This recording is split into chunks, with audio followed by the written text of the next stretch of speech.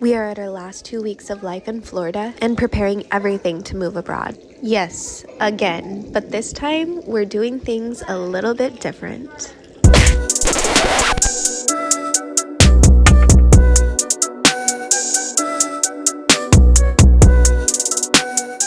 So what do you really need to do to get ready to leave the country as a single mom so that you can stay abroad? Well, a lot.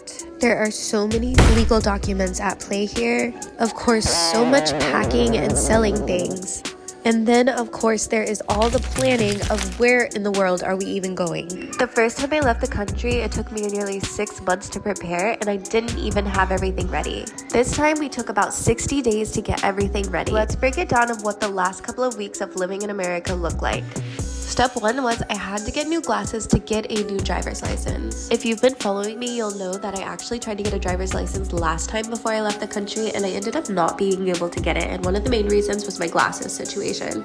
My previous license had me marked as wearing glasses, but my glasses were broken. So I made sure to get that taken care of before heading to the DMV. It took about a week for my new glasses to be ready, and as soon as they were, when the girls were in forest school, the baby and I headed over to the DMV. The wait was about an hour and a half, so we did walk over to Goodwill is right next door to our DMV, so we just walked over for a moment to waste some time, but also look for big winter coats. I officially have my updated driver's license, so now I have a Florida license, a little late, but better than never. And then I'm gonna take my Florida license, I'm gonna go pick up the girls, we're gonna get passport photos, and then we're gonna head to go get my international driving permit. So this was 60, I'll probably drop close to 60 on passport photos, we will see, that's tentative, because I'm gonna need at least 2 for each of us, and then another additional 2 for me, and then another each for my youngest 2, because they both need new passports and we need to take that to the passport agency. I mean, the little fees are racking up.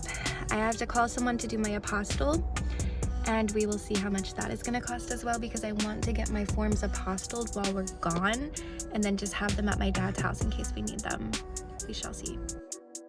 Apparently, passport photo prices are also going up with inflation. I don't know what's up with that, but I dropped about $120 on passport photos. I did get extras just in case for both passports, potential visa applications, and for my international driver's license. But honestly, my motto for this whole packing and preparation experience is better to have it done than to not have it done and end up needing it and trying to get it in a rush later. So it's really just trying to cover all my stops. It can be a little challenging though, because there is time limits on certain things. Like if we ended up not needing the photos until a year later, we would probably just have to get new ones at that point. But I did want to be able to drive legally while we're abroad, so I went over to AAA and got an international driver's permit. I have driven internationally before, and I did not have this because honestly I didn't even know it was a thing or existed.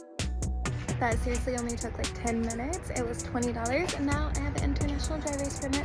One of the biggest differences between what I needed to get ready and what another family that is still married or the father is coming with has to get ready is I ordered official court documents, all stamped and notarized from the court. Every single document I could think of that I could possibly need, especially my custody order, and ordered them from the court, and that cost me nearly $120. That included getting them mailed, notarized, and also getting them emailed to me, so I have multiple copies of everything. We thrifted some suitcases, which you'll see why that was a problem later, and we also made sure to get so many snacks. After traveling with kids so many times, I know the key to a successful flight is having about 1 million snacks. It is our last day in St. Petersburg, and then we head up to my dad's for 1 day, and then we are heading to the airport / passport agency. I can't believe it's our last day here. It feels unreal, but I'm really excited. We are gonna be European gals. We went yesterday and bought big coats, even though it's supposed to be pretty warm there.